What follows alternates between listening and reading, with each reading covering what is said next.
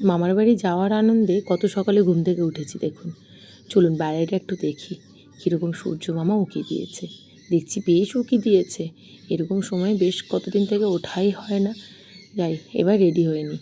Ready হয়ে এবার আমরা চললাম মামার বাড়ির উদ্দেশ্যে। যদিও ভাই যাবে না, ভাই বাড়িই যাবে। আর ওই যে ঋষির পাপা ঘরে তালা টালা মেরে বেরোলো। আর ঋষি, আমি, ঋষির মেজো মামা, তার সঙ্গে ওই দিক থেকে মা আসছে।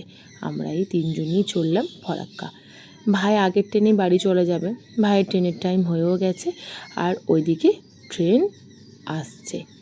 ঋষি তো এদিক থেকে প্রচণ্ড হাই করছে, কারণ তার এক মামা গেলেও আর এক মামা আসবে, আর ফরাক্কায় গিয়ে আর এক মামাকে পাবে। তার আনন্দের আজকে আর সীমা নেই। আর এদিকে পাপা দেখাচ্ছে, ওই দেখো তোমার মামা। যাই হোক, পাপা যাচ্ছে না বলে একটু দুঃখ কিন্তু তার হচ্ছে, কিন্তু যেহেতু সে মামা মা সবাইকে একসঙ্গে পাবে, তাতে আনন্দে একটু দুঃখটা কম হয়েছে। এই বলতে না বলতে ভাইয়ের ট্রেন বেরিয়ে গেল। আর ঋষির মেজো মামা তার সঙ্গে ঋষির ছোটদা চলে এসেছে। ওই যে মেশো দাঁড়িয়ে আছে, ওই পারেই ঘোরাঘুরি করছে। মেশোকে বললাম আর এপারে আসতে হবে না, ট্রেন প্রায় ডুববো হয়ে গেছে। বলতে না বলতে ট্রেন কিন্তু চলেও আসলো।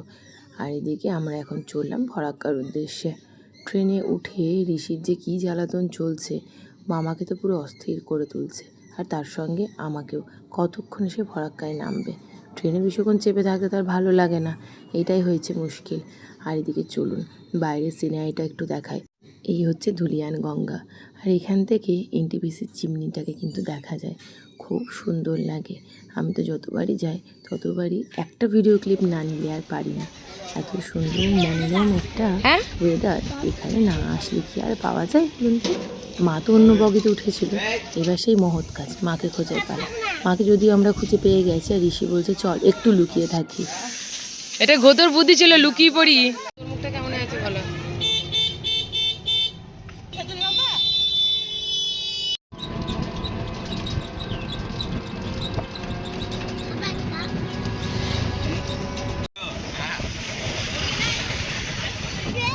কি করবো না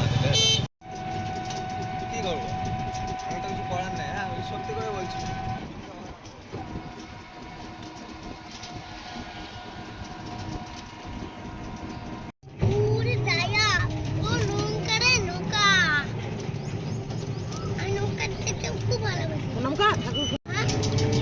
লেবু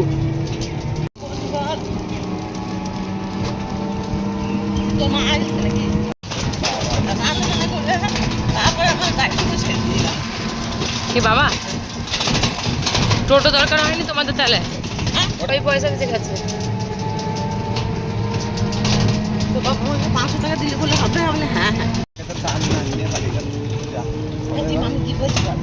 ওই আর কি, ওইটুকু সময়ের মধ্যে তিনজনকে ফোন হয়ে গেল।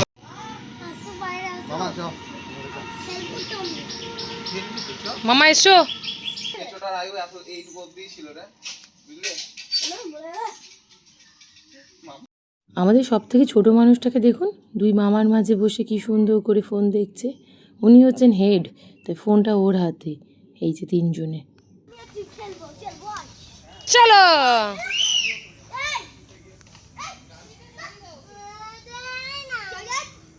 এই যে বসে পড়ে দেখো, ফুচকা খাবো, চলো সবাই মিলে।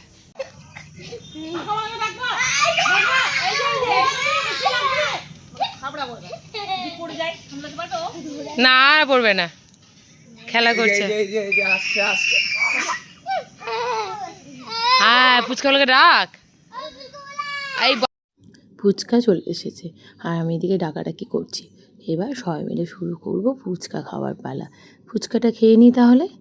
সবাই মিলে ফুচকা খেয়ে একটু বাগানে বসেছি। এরই মাঝে দেখি মা আর তার বেবি চলে এসছে।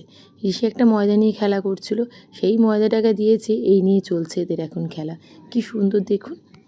আর তারই সঙ্গে আপনাদেরকে জিজ্ঞেস করি আজকের ব্লগটা আপনাদের কেমন লাগলো, অবশ্যই জানাবেন। দেখা হচ্ছে আবার নতুন একটা ব্লগকে সঙ্গে নিয়ে।